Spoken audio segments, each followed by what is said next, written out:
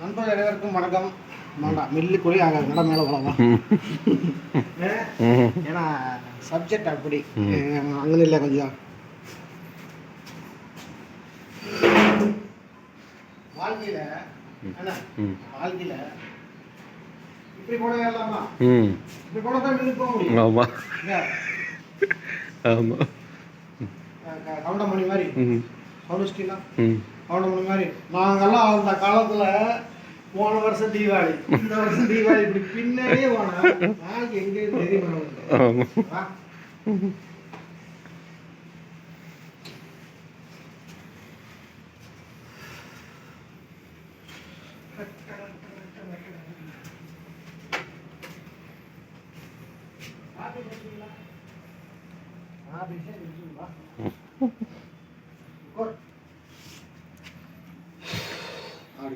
அழகா கோர் அழகு தெரியுதா? இல்லைப்பா ரைட் எல்லாம் அடிச்சிடலாம். இன்னும் வேற கருப்பு இல்லை. இல்லை அது தெரியல நல்லா கலக்கு.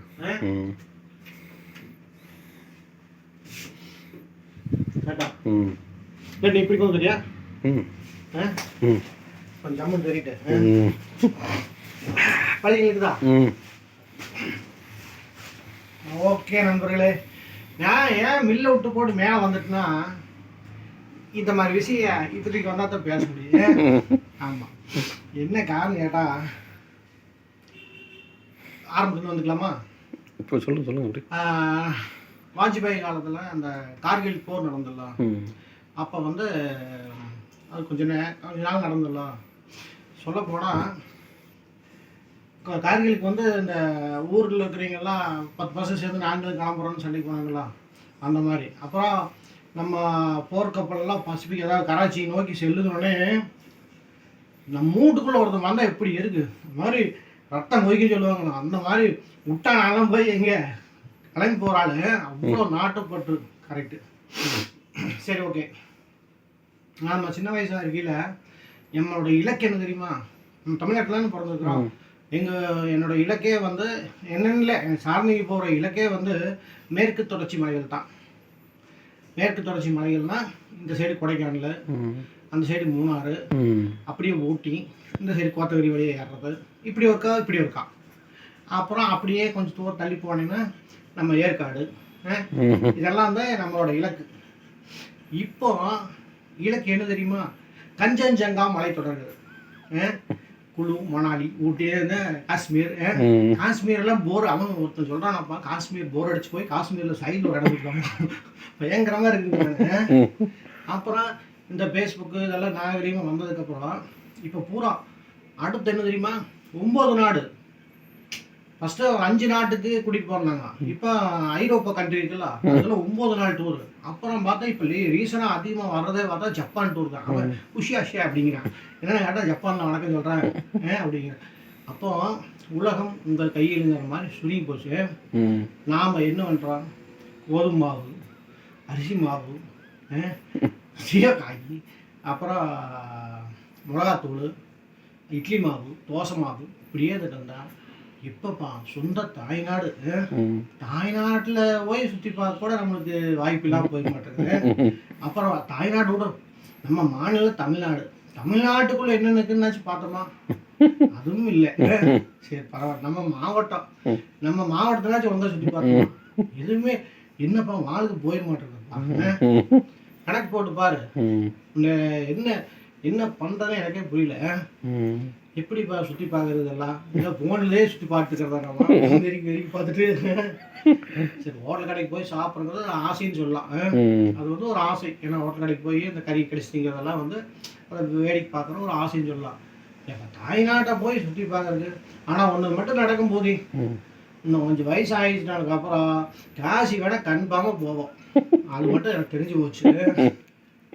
ஏன்னா அதான் முக்கியத்துவம். நண்பர்களே, எப்படின்னு கேட்டால் ஊரைனா சுற்றி பார்க்கணும்னு ஒரு ஆசையாக இருக்குது. எங்கே ஒன்றும் வழி இல்லாமல் போயிட மாட்டேங்குது. அதனால ஒரு ஐடியா வச்சுருக்கேன் நான். என்ன தெரியுங்களா? காசு சம்பாதிக்கோ அதெல்லாம் ரெண்டாவது ரிட்டையர்டு வயசு வரைக்கும் அரைப்பேன். அது வேற கன்ஃபார்ம். ரிட்டையர்டு வயசு ஆனதுக்கப்புறம் காசு இருந்தால் பார்க்குறது இல்லாட்டி சாயங்காரிய வேட்டி கட்டிட்டு நாடு பூரா சுத்திடணும். எல்லாம் ஏப்பா வந்தே பாரத் விட்டு 3 வருஷம் ஆச்சப்பா. 3 வருஷம் ஆச்சு போயிடுச்சுமா அவ்வளோதான் நினைக்கிறேன். 3 வருஷம் ஆச்சு. வந்தே பாரத் ரயிலில் உட்காந்து கூட போனதில்லை. எங்கே போகிறது ரயிலுக்கு? கரெக்டு தான், நான் ஒன்றும் தப்பு சொல்லல. அப்புறம் பாரு இப்போ இந்த சின்ன சின்ன விஷயமெல்லாம் போய் இப்போ என்ன ஆகி போச்சு, எல்லாம் பேக்கேஜ் ஆகி போச்சு.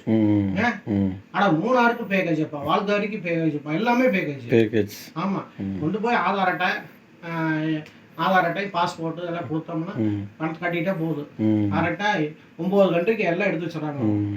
அப்படியே சாயங்காலம் போய் எல்லாம் சுற்றி பாட்டு கூட்டிகிட்டு கொண்டு வந்துட்டாங்க. அதாவது சுற்றி பார்க்கங்கிறத ஒரு வகையில் செலவுன்னு வச்சுக்கோ. இருந்தாலும் அந்த சுற்றி பார்க்குற கூட நம்ம எங்கப்பா ஒன்றுமே போகலின்னு எங்கப்பா? கரெக்டாக இல்லையா? ஒன்றும் இல்லை, நம்ம விசேஷத்துக்கு போகிறோம்ல, விசேஷத்துக்கு போகும்போது பக்கத்தால் ஒருத்தர் நம்மளை விட கொஞ்சம் கம்மியாக வந்து போந்துட்டாருன்னு வச்சுக்கோ, என்ன ஆகுது? அதுவுமே நாம் கம்முன்னு போந்துட்டாலும் பக்கத்தால் 2 பேர் பேசுவாங்க, அவர் மாப்பிள்ளை வில்லி வச்சிருக்காருங்க.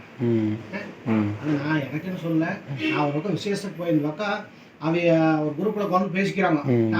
நான் புது ஆளை போச்சா தெரியாம நண்பர் விசேஷத்துக்கு போய் கொண்டு அவர் கேட்டால் அவர் மாப்பிள்ளை மில்லி வச்சுக்காருங்க, அவங்க இவங்களும் படைச்சு எடுக்கிறாரு அப்படிங்கிறாங்க. அப்போ நான் பார்த்துட்டே கொண்டு வந்தேன், என்னமோ பெரிய ஆளாட்டுக்குது அப்படின்னு. அம்மா தான் ஒன்றுமே இல்லை. கேட்டால் பொது மிஷின் ஒன்று, அரிசி மிஷின் ஒன்று, இந்த மலவடி தோல் ஒன்று அப்படிங்கிறாங்க. அந்த மாதிரி இப்படியே நம்ம சுற்றிக்கிட்டு இருந்து என்ன புரியாது சொல்லுங்கள். ஏன்னு கேட்டால் இதெல்லாம் எனக்கு ஒரு சின்ன ஆசை. என்னன்னு கேட்டால் மனுஷனாக பிறந்துட்டான், ஏமா தாய்நாட்டில் பிறந்து தாய்நாடு கூட சுற்றி பார்க்கலன்னு என்னப்பா அது? அப்புறம் சும்மா போட்டு இந்திக்கான அங்கேருந்து இங்கேருந்து வேலை செய்கிறாங்க. ஏன் நான் போய் சுற்றி கூட பார்க்க முடியாது. கரெக்டா?